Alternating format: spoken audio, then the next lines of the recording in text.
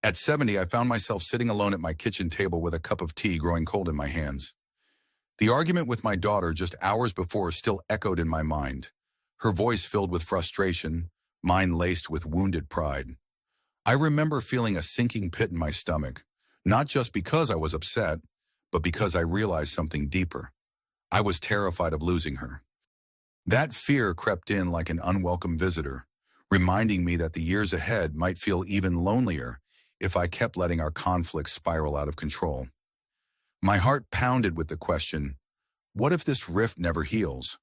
Perhaps you felt something similar when you've clashed with your adult children, maybe over their choices, their tone of voice, or your own sense of being overlooked.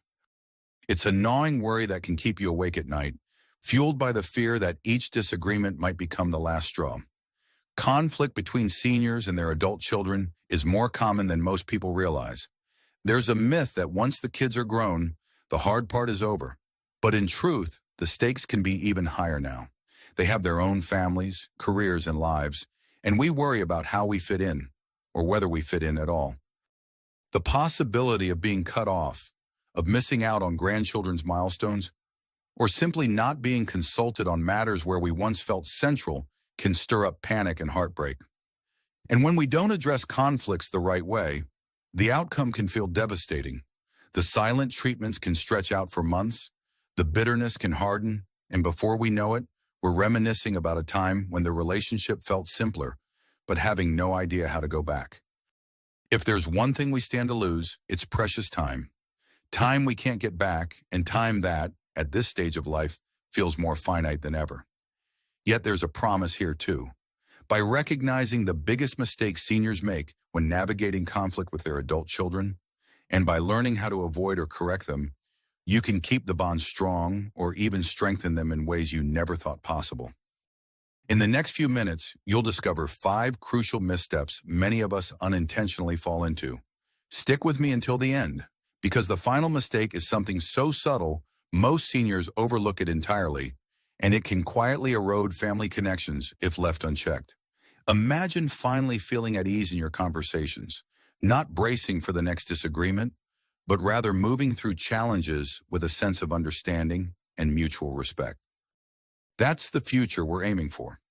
I've spent decades observing families as they navigate the ups and downs of these later years, both in my personal life and in various senior-focused support programs.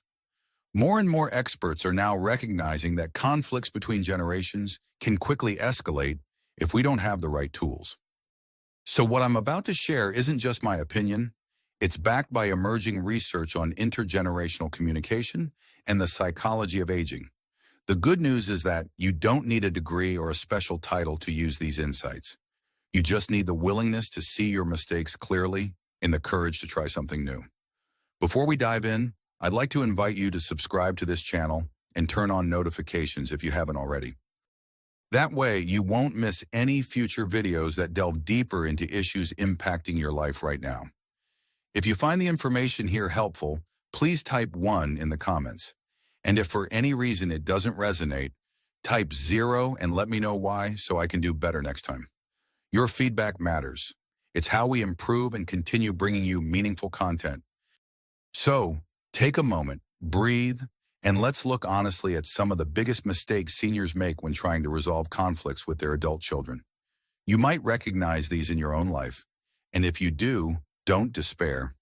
Recognizing them is the first step to changing them, and with change comes the chance to preserve and protect some of the most important relationships you'll ever have.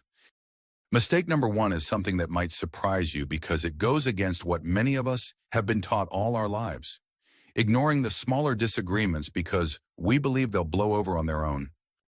For years, we've been told to pick our battles or let the little things slide. And while it's true we shouldn't turn every minor annoyance into a full-blown confrontation, the real damage happens when we let small resentments fester without ever addressing them at all. Seniors often do this out of love, thinking, I don't want to trouble my son with something that might upset him, or I'll let it pass because I don't want to seem difficult. But as harmless as it sounds, this approach can quietly chip away at genuine connection. A common misconception is that if you pretend something isn't a problem, it will eventually stop being one. But in reality, resentment is like a tiny leak in a roof. Over time, it grows into a major structural issue. Take the story of Frank, 73, who constantly felt dismissed when his daughter Dana brushed off his suggestions about her career path. At first, he told himself it wasn't worth making waves. He avoided conversations where his opinions might differ from hers, hoping the tension would vanish. But gradually, he noticed her pulling away more often, too. She stopped calling as frequently, and he found himself snapping at her over minor issues when they did talk. It took a painful holiday season spent apart. Dana chose to visit her in-laws instead, for Frank to realize that by never addressing his hurt, he'd made it worse. Instead of a minor misunderstanding, it became a deep rift of unspoken grievances. The surprising insight is that small tensions, if tackled early, can bring you closer. It seems counterintuitive, right? We think conflict is bad, but handled properly, conflict can actually lead to greater understanding and respect. The key is in addressing it when it's still manageable, using calm and open communication. If Frank had simply said, "I know my career suggestions may seem old-fashioned, but I care about your future and want to feel like my experience matters," Dana might have felt acknowledged rather than judged. So how do you put this into practice? The next time you sense a twinge of resentment, pause and write it down. Ask yourself, is this something my child needs to know I'm concerned about? If the answer is yes, start that conversation gently. For instance, you might say, "I've noticed we tend to disagree on this, and I don't want it to get in the way of our closeness. Can we talk about it?" Keep it short and sincere. You'll be amazed by how a small, respectful discussion can prevent bigger blow-ups later. The emotional benefit is monumental. Addressing little conflicts head-on can relieve the heavy burden of unspoken frustration. You'll notice the atmosphere between you and your adult children becomes lighter, more genuine. Instead of tiptoeing around each other, you can spend that time actually enjoying one another's company. Picture feeling relieved instead of anxious when the phone rings, excited instead of wary when planning the next family gathering. That sense of peace alone can add so much joy to your later years. Now let's move on to mistake number 2, relying on guilt or blame to get a point across. It's understandable why this happens. Many seniors were raised in a time when authority was absolute. Parents demanded respect, and children were expected to comply. There's a lingering belief that if our adult kids aren't treating us the way we think they should, they ought to be reminded of the sacrifices we made for them. But this approach can backfire in a heartbreaking way. A popular misconception is that reminding your child of everything you've done, hours spent working to put them through school, the nights you stayed up when they were sick, will make them appreciate you instantly and comply with your wishes. The truth is, modern family dynamics have shifted.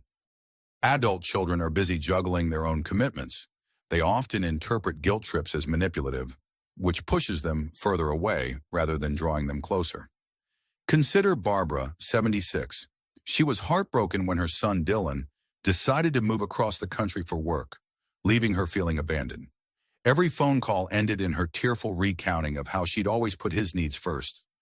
She'd say, "I gave up my dream job for you, and this is how you repay me?" Dylan, feeling accused, started calling less. Over time, Barbara was not only lonely, she was resentful, and Dylan felt he couldn't share any joys of his new life without being shamed for leaving. The unexpected twist here is that genuine gratitude and respect from adult children often emerge when they feel heard, not when they are made to feel guilty. It's counterintuitive because we think highlighting our sacrifices will open their eyes, but it frequently causes them to shut down. Instead of guilt, try curiosity and open dialogue. Ask questions about their perspective. Let them see you as a person with feelings, not just a parent who's doling out blame. A well-placed question like, "I'd love to understand what's most important to you right now. Could you help me see why this move felt necessary?" can do wonders in bridging that emotional gap. For a practical step, practice reframing your concerns. If you find yourself wanting to say, "I did so much for you," pause, try, "I'm feeling left behind, and it scares me. Can you help me understand how we can stay connected?" By focusing on your emotions and your desire for connection, rather than pointing fingers, you invite collaboration instead of confrontation. The emotional payoff is huge. When guilt is replaced by understanding, you'll likely find your child more willing to share their life with you. It transforms conversations from tense standoffs to moments of heartfelt connection. Imagine how liberating that would feel, to discuss your worries honestly and have your children respond with genuine empathy. It can revive the sense of closeness you thought was lost and preserve your dignity at the same time. If you're still watching and finding these insights helpful, please comment 2 below so I know you're here and engage. And if you haven't subscribed yet, now is a good time. Your support means a lot and ensures we can keep creating videos that address the real challenges you face. That brings us to mistake number 3.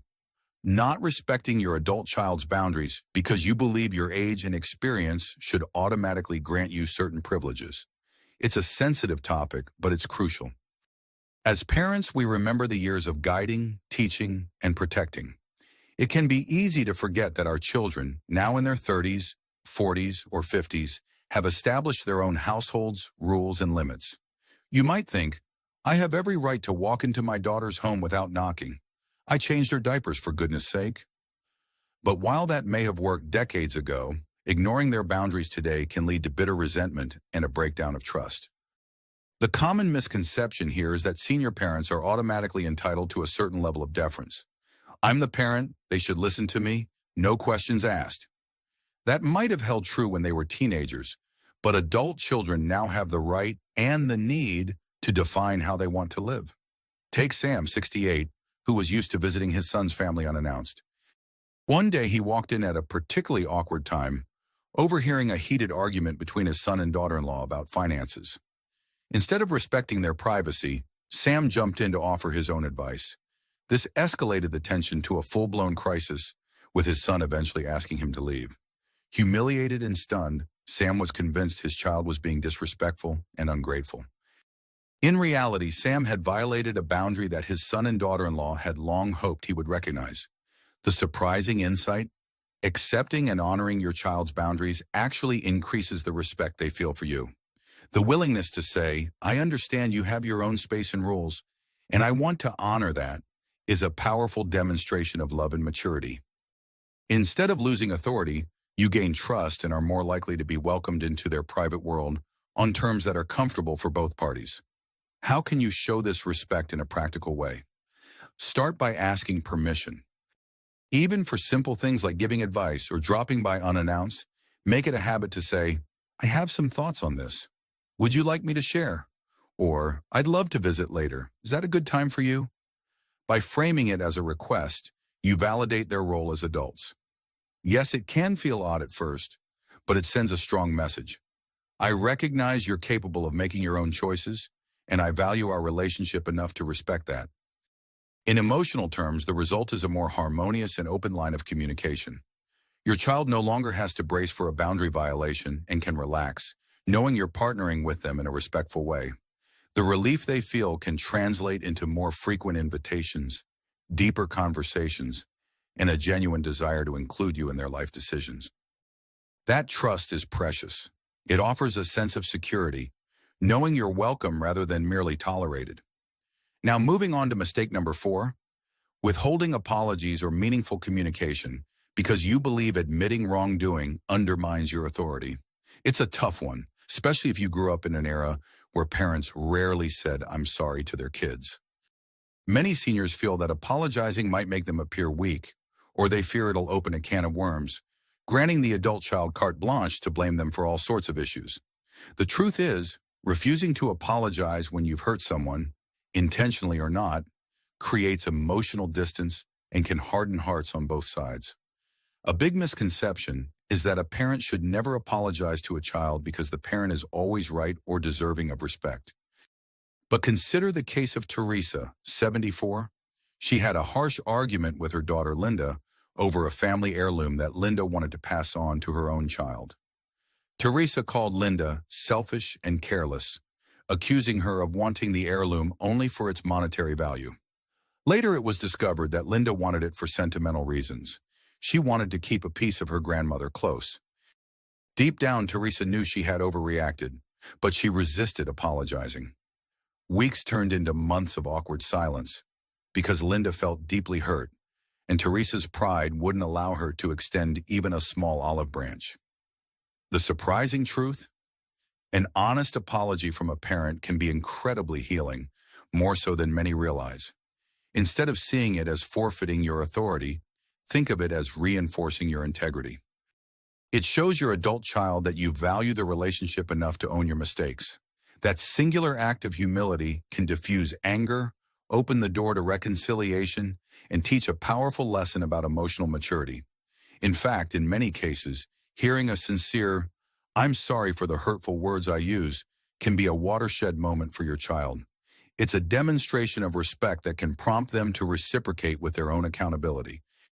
To apply this, practice crafting a genuine apology. Use statements that focus on your personal responsibility. "I realize I spoke out of anger and that my words were hurtful. I'm sorry I disrespected you."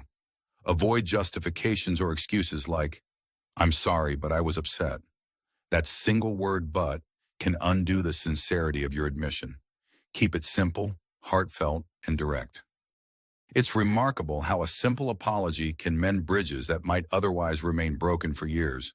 The emotional benefit is clear: relief. That knot in your stomach that comes from unresolved conflict can begin to loosen. You gain deeper trust and respect from your child, who sees you as someone capable of growth and empathy, rather than as an inflexible authority figure. It fosters a sense of mutual respect, which is crucial for long-lasting, healthy adult relationships. You might find that once the air is cleared, it opens a space for laughter, for recalling shared memories, and even for forging new traditions that bring the family closer together. If you're still watching and finding these insights valuable, please comment 4 below to let me know you're here. And remember, if you haven't subscribed yet, consider doing so now. Your support helps us continue creating content that speaks to your concerns, helping us all navigate the challenges of life after 65 with greater ease and insight. Finally, let's talk about mistake number 5. Not seeking outside help or perspective because you assume it's a personal failure if you can't handle family issues on your own. In many families, especially those of older generations, there's a belief that personal matters should remain private. Seeking therapy, mediation, or even advice from support groups can be stigmatized. What happens in the family stays in the family, we tell ourselves. But this can lead to a cycle of unresolved issues and repeated conflicts, causing more and more emotional damage over the years. One common misconception is that asking for help is a sign of weakness, or that it somehow exposes your family's vulnerabilities to the world. The reality is that many conflicts between seniors and their adult children revolve around deep, long-standing patterns of communication. Sometimes it takes a neutral third party, whether a counselor, a church leader, or a respected family friend, to help everyone see where they're going wrong. Take Harold, 72, and his son, Marcus. They argued endlessly about money. Harold felt that Marcus should be more financially independent by now, while Marcus believed Harold never acknowledged the financial struggles of modern life. Every conversation escalated into an emotional standoff. Finally, Harold's wife convinced him to see a family counselor with Marcus. It was awkward at first, but within just a few sessions, both realized they'd been talking past each other for years. The counselor offered new ways for them to phrase their concerns, leading to a breakthrough that felt nothing short of miraculous to Harold. The surprising twist is that outside help can actually strengthen family bonds more quickly and effectively than endless arguments ever could. By bringing in a person trained to facilitate communication, you're giving your family a chance to reset old patterns and foster healthier ones. You might find it uncomfortable at first, maybe even embarrassing, but the potential gains far outweigh any initial unease. This is about preserving the precious time and relationships you have left, and that is worth the small moment of vulnerability. If you're reluctant to see a therapist, start small. You could seek out a local seniors support group where people openly discuss issues with adult children, or speak with a trusted community leader, a pastor, rabbi, or group organizer, who may offer insights or mediation. If technology isn't too intimidating, you can find online forums where seniors discuss similar experiences. Reading how others navigated their conflicts can offer you fresh perspectives and practical tips. The bottom line?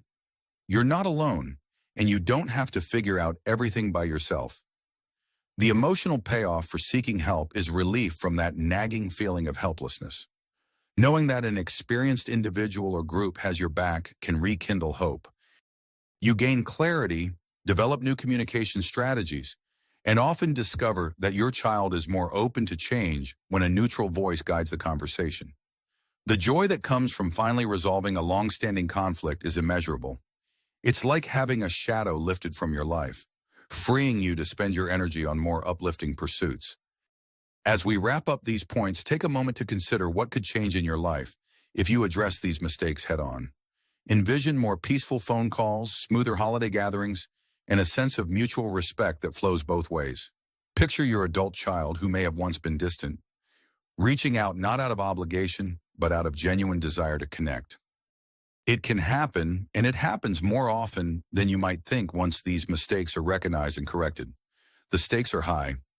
Leaving these issues unaddressed can mean missing out on family events, feeling alienated when you should be celebrated, and carrying a sense of regret into your later years. But the opportunity here is just as real. You can find deeper connections, more honest conversations, and a sense of ease when you think of your children and their families. Which of these 5 mistakes resonated with you the most? Take a moment to reflect on how the underlying pattern might be playing out in your life. Maybe it's ignoring small issues until they become huge, or perhaps it's that reluctance to say, "I'm sorry," when you know it could heal a wound. Asking yourself these questions is the first step toward meaningful change. Try making one small promise to yourself. For example, the next time a minor conflict arises, commit to addressing it calmly right away. Or if you sense guilt creeping into a conversation, pause and reframe your words to express concern rather than blame. We'd love to hear from you.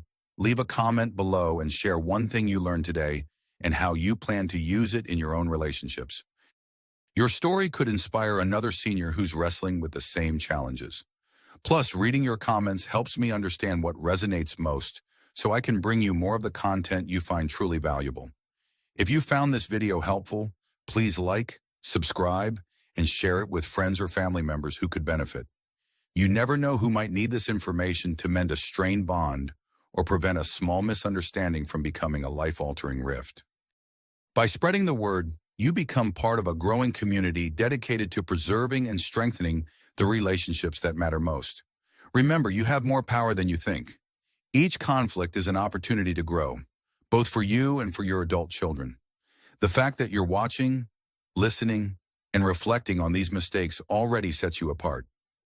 You care enough to change, and that alone can set the tone for a more positive, collaborative family atmosphere. Let this be your reminder that you're not stuck with the same old patterns. There's always room to learn, to heal, and to deepen the bonds with the people who share your history and will be part of your legacy. So as you move forward, carry the hope that transformation is possible. Let fear of conflict or fear of losing the relationship propel you toward thoughtful action rather than avoidance or blame. Each step you take to correct these mistakes is a step towards safeguarding the connections that make life richer and more meaningful. You've got this. And if you ever feel overwhelmed, remember there are people, both online and in your community, ready to offer guidance and a friendly ear. Thank you for watching. Keep learning, keep growing, and I'll see you in the next video, where we'll continue exploring ways to enrich your life, protect your relationships, and make the most of these precious years.